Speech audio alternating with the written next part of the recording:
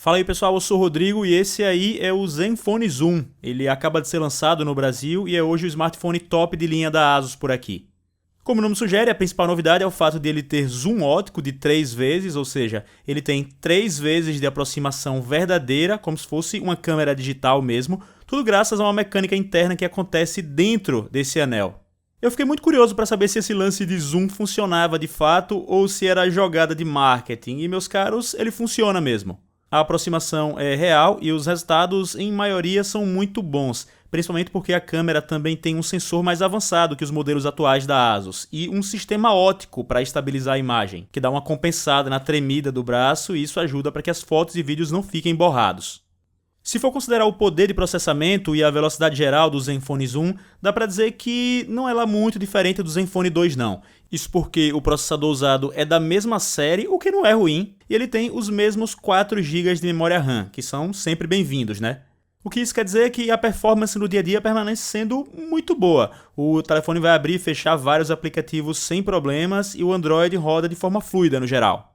E é aí que você me pergunta, Rodrigo, então é só um Zenfone 2 com câmera pimpadona, é isso? Bom, mais ou menos. Além da câmera, o que destaca esse modelo como um celular premium é o acabamento dele. As bordas são arredondadas e de metal, bem como as de um Galaxy S6, e a traseira tem um acabamento em couro. A sensação que isso passa é de ele ser um aparelho mais luxuoso mesmo, e o design também traz adicionais bacanas, como botões próprios para fotos e vídeos, além dos botões de força e de volume na lateral. Principalmente o de força nessa posição aí, ele fica claramente mais fácil de acessar que o do Zenfone 2, além de ser mais clicável e melhor de apertar.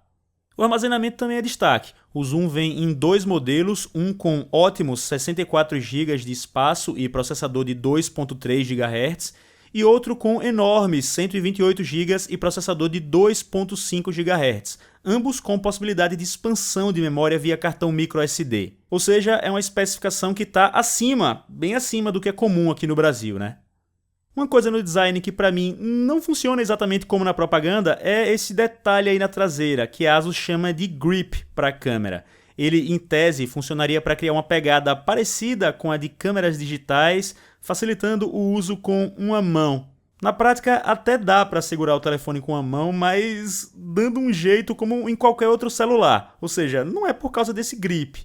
Isso porque ele é muito sutil e fica bem para o lado. Assim, quando você tenta apoiar os dedos nele para tirar foto com uma mão no botão de câmera, o aparelho não fica firme de jeito nenhum e muitas vezes sua mão tem que tocar na tela do outro lado para equilibrar o telefone direito, o que atrapalha a foto ou até causa algum toque não intencional no aplicativo de foto. De qualquer jeito, ele até que é bonito, é simpático e, no meu caso, ajuda, pelo menos, a puxar o aparelho do bolso. Ainda sobre o design, eu vou dizer que minhas mãos são relativamente grandes e com isso, quando eu seguro o Zenfone Zoom na vertical para tirar uma foto, é muito comum que meu dedo tape um pedaço da imagem captada pela lente. E por isso eu tenho que ficar me policiando direto para colocar a mão sempre mais para baixo, em uma posição que não é a mais natural de todas.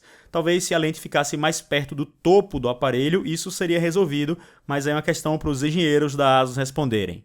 Aliás, no lançamento do Zoom, a ASUS mostrou que a opção por esse anel traseiro foi estética, já que o conjunto das lentes fica bem alinhado embaixo dessa proteção, e uma cobertura retangular, por exemplo, seria perfeitamente possível.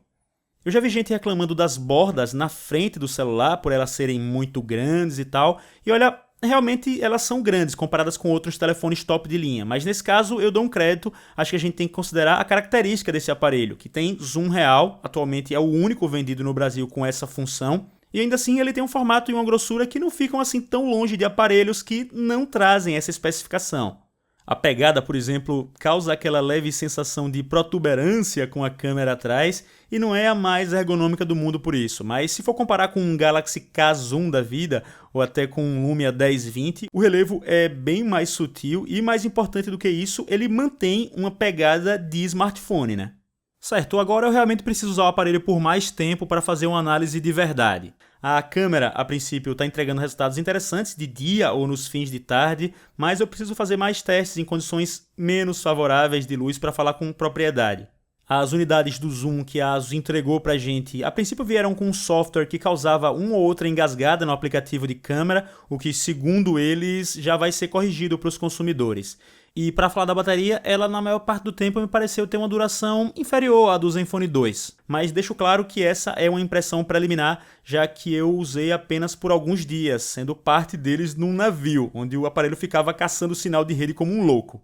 Bom, por hoje é isso. Eu deixo meus agradecimentos à ASUS por ter me convidado para o Onboard 2, o cruzeiro em que o Zenfone Zoom foi lançado, além de todo o suporte que eles prestaram pra gente lá. Espero que vocês tenham gostado desse vídeo. Se gostaram, por favor, clique em gostei. Se é a sua primeira vez aqui no canal, clique em inscrever-se, porque assim você acompanha meus próximos envios ao YouTube. Siga-me nas redes sociais. Eu já vou ficando por aqui. Um abração, falou galera!